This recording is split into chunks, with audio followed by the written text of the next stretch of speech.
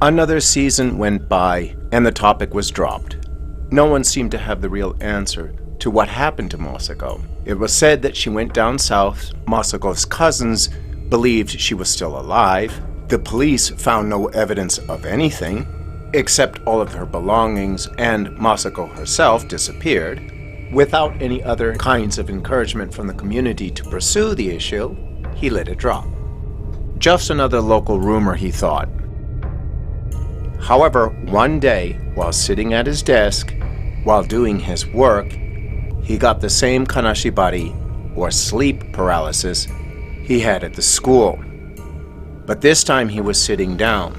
He could feel Masako come around from behind, slip into his body, share his thoughts and visions. He saw Masako looking out over the ocean, smiling, almost laughing, because she finally felt free from the snow country.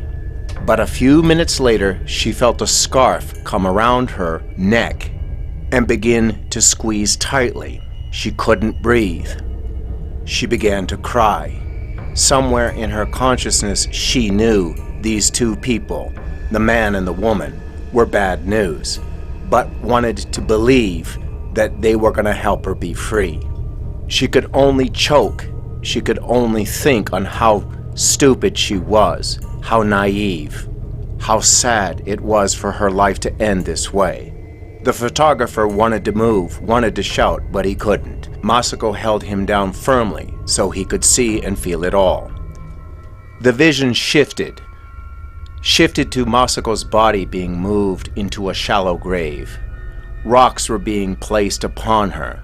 Her soul had not left her body yet, and she felt the weight of the rocks. She was still crying inside her mind and her soul, even though her body was quite dead. Finally, she felt her soul leave her body. As soon as it left her body, it went racing back to the snow country, past her two assailants, past everything in lightning speed. She arrived back in the snow country to see her family, her cousins, the people of the town. And she began to wonder, what is she doing back here? What did she not see that led to her demise? She began to let go of the photographer, and her soul began to move out. The vision began to fade, and the last thing the photographer heard was Masako's voice saying, "Help me, this place is dangerous." The photographer didn't know what to do. He thought about going to Masako's cousins and family to talk about it, or to the police, but Masako prevented him from doing so. He later found out why. From that point forward, the photographer realized he could talk to Masako within his mind from time to time. She would occasionally warn him of the evil that was within the community. It took a while for the photographer to download all of this experience he had put into his soul and psyche, but he began to realize what was going on. This was a very small town. Some people made a lot of money. Some people didn't. Those that made a lot of money seemed to do it always through some nefarious way. Thanks to Masako, the photographer began to feel and see what was going on with the community, what evil was really there. Some of the suicides that suddenly happened for no reason were always with somebody with money. People who disappeared, strange accidents, and the like all seemed to be around certain people, usually kind people with a little bit of money. And all that money ended up in someone else's pocket. The photographer finally caught on. There was a game going on here. Somebody had summoned something, and Masako was the first sacrifice. So the photographer went around all the kind people, the children, and everyone else, and in any way he could that wasn't strange or sounding hysterical, he warned them that there was something very dark in this town, and most of the townspeople knew of it.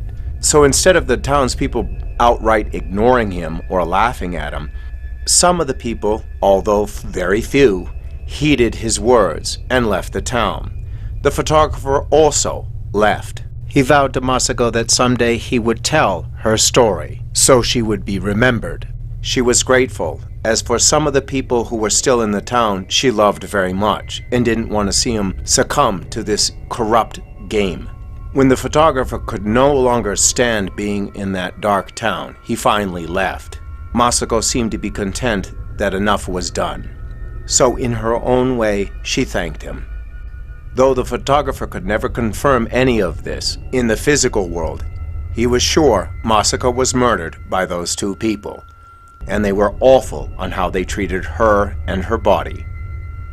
On the way out, the photographer felt that Masako was probably still there, watching over her loved ones as a shugore, or guardian spirit, now wiser, stronger, and less naive than she was before.